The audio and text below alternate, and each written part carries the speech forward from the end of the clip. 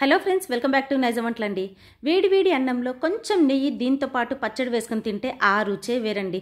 మరి ఇంత టేస్ట్గా ఉన్న ఈ పచ్చడిని మిక్సీలో మాత్రం అస్సలు ప్రిపేర్ చేయకుండా నేను డిఫరెంట్గా ప్రిపేర్ చేశాను. మరి ఇంత టేస్ట్గా ఉన్న ఈ పచ్చడిని ఎలా ప్రిపేర్ చేయాలో తెలుసుకుందామా? ముందుగా అయితే నేను ఆయిల్ తీసుకున్నాను. 2 టేబుల్ స్పూన్స్ ఆయిల్ తీసుకొని చిన్న బౌల్ నిండా నేను పల్లీలు తీసుకున్నాను. ఈ పల్లీని మనం కొంచెం దూరగా వేయించేసుకోవాలి. మరి ఇందులోనే పచ్చిమిర్చిని కూడా తీసుకోవాలి. ఈ పచ్చిమిర్చిని ఘాట్లు పెట్టి తీసుకోవాలండి, లేకపోతే ఇవి బ్లాస్ట్ అయిపోతాయి ఈ పచ్చిమిర్చి మనం ఫ్రై చేసేటప్పుడు. సో జాగ్రత్తగా ఇందులో ఘాట్లు పెట్టుకొని డైరెక్ట్గా తీసేసుకోవాలి. తీసుకున్న తర్వాత కాస్త దీన్ని కూడా మనం ఫ్రై చేసుకుంటూ ఇందులో ధనియాలు వచ్చేసి 1.5 టేబుల్ స్పూన్ నేను తీసుకున్నాను. దీంట్లోనే జీలకర్ర వచ్చేసి 1 టేబుల్ స్పూన్ యాడ్ చేసుకోవాలి. ఈ పచ్చడి చాలా రుచిగా ఉంటుందండి. అసలు ఎంత తిన్నా ఇంకా మీకు ప్రిపేర్ చేసి తినాలనిపిస్తుంది, అంత టేస్ట్గా వస్తుంది. సో కాస్త దీన్ని కూడా లో ఫ్లేమ్ మీద పెట్టి మనం ఫ్రై చేసేసుకోవాలి. సో వీటన్నిటి ఫ్రై చేసుకున్న తర్వాత నేను ఒక ప్లేట్లోకి తీసేస్తున్నాను. ఇప్పుడు ఇందులో టమాటాని, ఎర్రగా ఉన్న టమాటాని తీసుకోవాలి. ఈ టమాటా వచ్చేసి నేను నాటు టమాటా తీసుకున్నాను. సో అందుకే చింతపండును కూడా నేను కొంచెమే యాడ్ చేస్తున్నాను.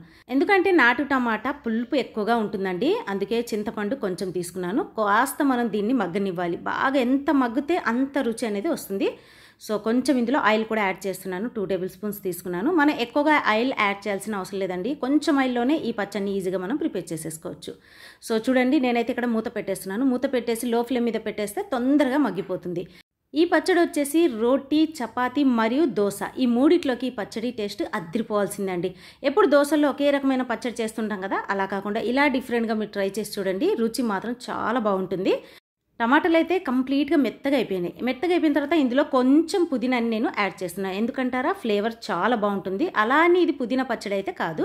సో ఫ్లేవర్ కోసం అని నేను యాడ్ చేస్తున్నాను. కొంచెం మీరు యాడ్ చేసి చూడండి, పల్లీల పచ్చడిలో టేస్ట్ చాలా బాగుంటుంది, డిఫరెంట్గా కూడా వస్తుంది. సో కొంచెం పుదీనా ఇందులోకి యాడ్ చేసిన తర్వాత ఎక్కువసేపు మనం దీన్ని ఫ్రై చేయాల్సిన అవసరం లేదు.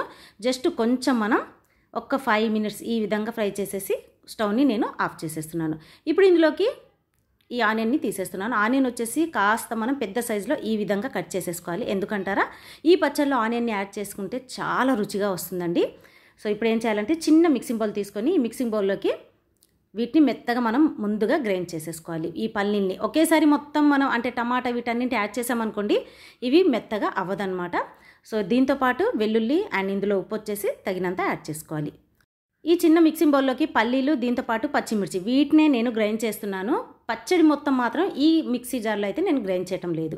ఎందుకంటారా, టేస్ట్ మారిపోతుందండి. పల్లీలు, పచ్చిమిర్చి మనం చేత్తో మెత్తగా చేసుకోలేం కాబట్టి చిన్న మిక్సీ జార్లో ముందుగా అయితే దీన్ని నేను మెత్తగా గ్రైండ్ చేసేసుకున్నాను.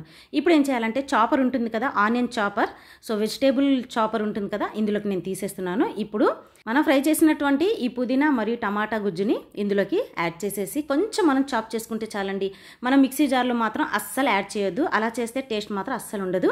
సో కొంచెం ఈ విధంగా ఇందులోకి యాడ్ చేసేసి కొంచెం మనం చాప్ చేసుకుంటే సరిపోతుంది.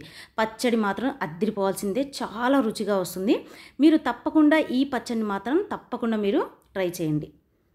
సో చూసారు కదా, పర్ఫెక్ట్గా వచ్చేసింది. మరీ మెత్తగా మాత్రం అస్సలు చేయొద్దు. మనం ఇంకొంచెం మనం ట్రై చేసామనుకోండి మెత్తగా అయిపోతుంది.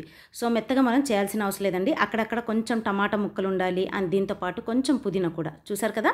సో ఇప్పుడు ఇందులో ఫైనల్గా వచ్చేసి మనం కట్ చేసి పెట్టుకున్నటువంటి ఆనియన్ ఉంది కదా, ఈ ఆనియన్ ముక్కల్ని ఇందులోకి యాడ్ చేసేసి కలిపేసుకుంటే సరిపోతుంది.